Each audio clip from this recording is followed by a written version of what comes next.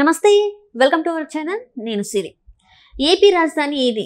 ఇంతవరకు అయితే ఈ 10 సంవత్సరాలలో ఏపీ రాజధాని ఏది అనేది ఇంతవరకు ఎవరైతే చెప్పలేదు. కానీ ఈ జూన్ 4 తారీఖున ఏపీ రాజధాని ఏది అనేది అయితే చెప్పే అవకాశాలు ఉన్నట్టయితే వార్తలు వస్తున్నాయి. మరి ఇంతకు ఏం జరగబోతుంది? సో ఈ అంశాన్ని మనకి వివరించడానికి మనతో పాటు ఉన్నారు ప్రముఖ senior journalist, political analyst CS Rao గారు. నమస్కారం. నమస్తే సార్, ఏపీ రాజధాని ఏది? అదొక $1 బిలియన్ క్వశ్చన్స్ లాగా అయిపోయింది. ఈ 10 సంవత్సరాలలో ఇంతవరకు ఏపీ రాజధాని లేకుండానే ఆ రాష్ట్రం అయితే నడుస్తూ ఉంది. సో ఈ జూన్ 4 తారీఖున మరి ఏపీ రాజధాని ఏది అనేది తెలిసే అవకాశం ఉందా లేదా?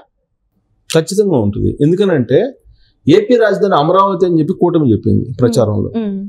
కాబట్టి జూన్ 4వ తారీఖున ఫలితాలు రాబోతున్నాయి. కూటమి అధికారంలోకి వస్తుంది కాబట్టి ఖచ్చితంగా అమరావతి రాజధాని అని చెప్పి ప్రజలే ఒక రాజముద్రని వేయబోతున్నారు. ప్రజలు ఇచ్చేటువంటి తీర్పే మ్యాండేటరీ ప్రజాస్వామ్యంలో. కాబట్టి ప్రజల తీర్పు ఒక రాజముద్ర రూపంలో అమరావతికి ఇవ్వబోతున్నారు.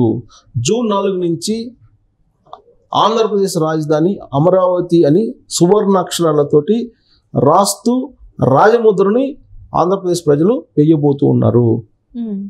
ఆ రోజు వచ్చేటువంటి రిజల్ట్ని బట్టి ఏపీ రాజధాని ఏది అనేది తేలబోతోంది. ఇప్పటివరకు ఏం జరిగింది?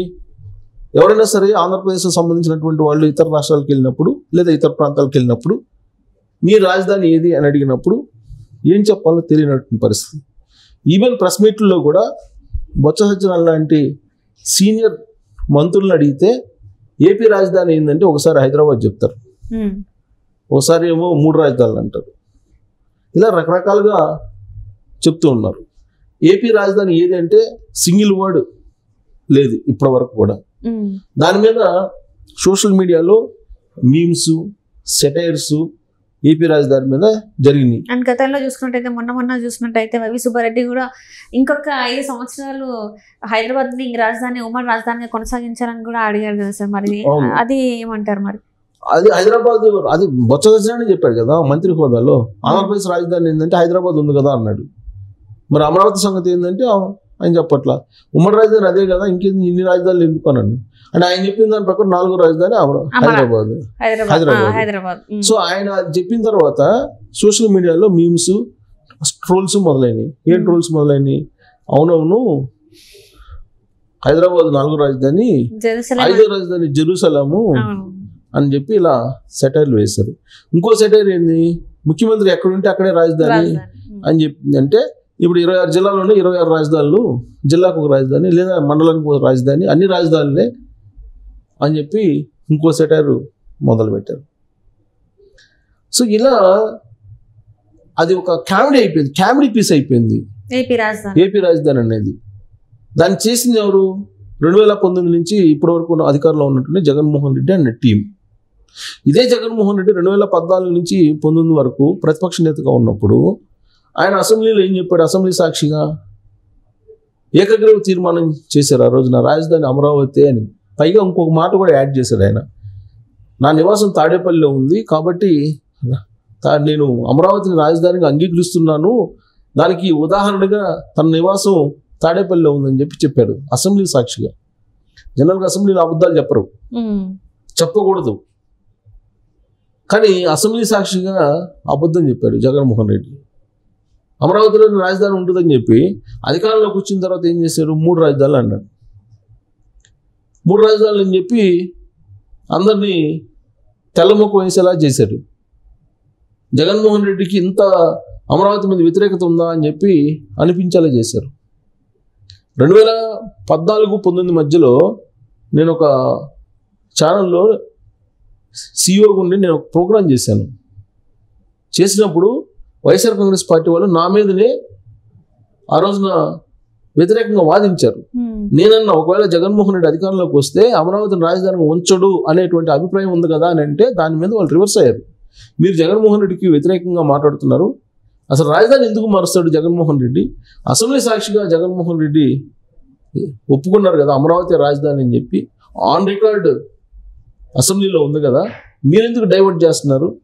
మీరు జగన్మోహన్ రెడ్డికి వ్యతిరేకంగా ప్రజల్ని తిప్పుతున్నారు అనేటువంటి అభిప్రాయాన్ని ఆ రోజున నా మీద వ్యక్తం చేశారు. సీన్ కట్ చేస్తే 2019 అధికారంలోకి వచ్చిన తర్వాత నేను ఆ రోజు ఏదైతే షో చేశానో ఆ షోలో వ్యక్తపరిచినటువంటి అభిప్రాయమే నిజరూపం దాల్చింది. నిజరూపం దాల్చి 3 రాజధానులు అయింది. ఆయన ఏమంటాడు, అమరావతి రాజధాని ఉంది. అవును, అమరావతి రాజధాని ఉంటుంది అని అంటాడు. ఎలా ఉంటుంది అంటే ఆయన ఏమంటే శాసన రాజధాని అమరావతి, ఎగ్జిక్యూటివ్ రాజధాని వైజాగ్, న్యాయ రాజధాని కర్నూలు, ఇలా చెప్పారు ఆయన.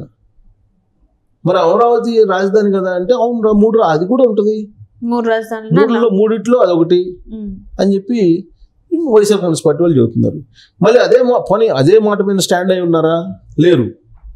బొత్స సత్యనారాయణ ఏం చెప్తున్నాడు, క్యాబినెట్లో ఉండేటంటే ఆయన సీనియర్ మినిస్టర్ హైదరాబాద్ రాజధాని, ఉమ్మడి రాజధాని అంటున్నాడు మళ్ళా. అంటే ఈ లెక్కన పరీక్షల్లో ఒక స్టూడెంట్ కనుక క్వశ్చన్ వస్తే ఆంధ్రప్రదేశ్ రాజధాని ఏది అని చెప్పి క్వశ్చన్ వస్తే ఏం రాయాలి? 3 రాజధాని అని రాయాలా, హైదరాబాద్ అని రాయాలా, అమరావతి అని రాయాలా? ఏది దాని సమాధానం అనేది లేదు. సమాధానం అని కంటి చూపు మేరలో కనపడినటువంటి పరిస్థితి. ఇలాంటి పరిస్థితుల్లో జరిగినటువంటి ఎలక్షన్స్ ఇవి 2024 ఎలక్షన్స్. క్లియర్ కట్ మ్యాండేటరీ ప్రజలు ఇవ్వబోతున్నారు. ఈ మ్యాండేటరీ రాజధానికి సంబంధించినటువంటి మ్యాండేటరీ అని చెప్పి భావించాలి మనం. ఎందుకు భావించాలి అని అంటే చంద్రబాబు నాయుడు ఎన్నికల ప్రచారంలో ప్రతి వేదిక మీద కూడా రాజధాని లేని రాష్ట్రంగా మార్చేశాడు జగన్మోహన్ రెడ్డి ఆంధ్రప్రదేశ్ని అని చెప్పి విమర్శించారు. ప్రజల్లోకి తీసుకెళ్లారు, ప్రజల్లో చర్చ పెట్టాడు ఆయన. పవన్ కళ్యాణ్ కూడా అదే చర్చ పెట్టాడు. బీజేపీ వాళ్ళు ఆల్రెడీ స్టాండ్ చేసినారు, మా అమరావతి రాజధాని, ఆంధ్రప్రదేశ్కి ఏకైక రాజధాని అని చెప్పి బీజేపీ వాళ్ళు కూడా చెప్పారు. అందుకే అన్ని ప్రాంతాలకు వెళ్ళి ఇదే చెప్పారు కాబట్టి కూటమికి సంబంధించినటువంటి లీడర్లు కూటమి అధికారంలోకి వస్తే ప్రజాస్వామ్యయుతంగా ఆంధ్రప్రదేశ్ ప్రజలు మా రాజధాని అమరావతి అని రాజముద్ర వాళ్లే వేస్తారు, వాళ్లే వేసినట్టు భావించాలి. జగన్మోహన్ రెడ్డి ఏం చేశాడు, 3 రాజధానులు అని చెప్పి ప్రచారం చేశాడు ఎన్నికల్లో. తాను అధికారంలోకి వస్తే వైజాగ్లో నేను ప్రమాణ స్వీకారం చేస్తాను, అదే రాజధాని అని చెప్పి ఆయన చెప్పాడు. అమరావతి రాజధాని ఉంటుంది, కర్నూలుని న్యాయ రాజధానిగా చేస్తాను అని చెప్పి ప్రచారం చేశాడు.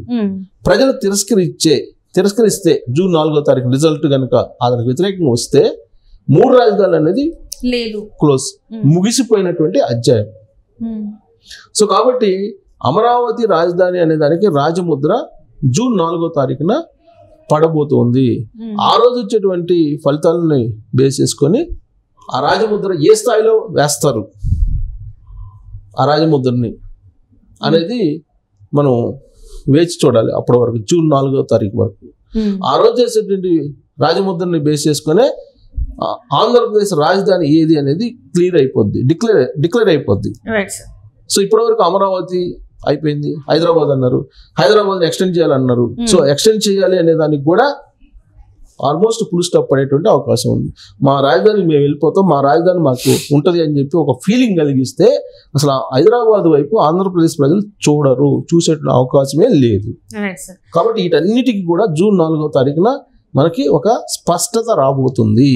ఆ రోజు ఆంధ్రప్రదేశ్ వేసేటువంటి రాజముద్ర ఏదైతే ఉందో దాన్ని బేస్ చేసుకొని ఆంధ్రప్రదేశ్ రాజధాని ఏది అనేది తేలిపోతుంది. రాజధానిలా. Thank you so much sir.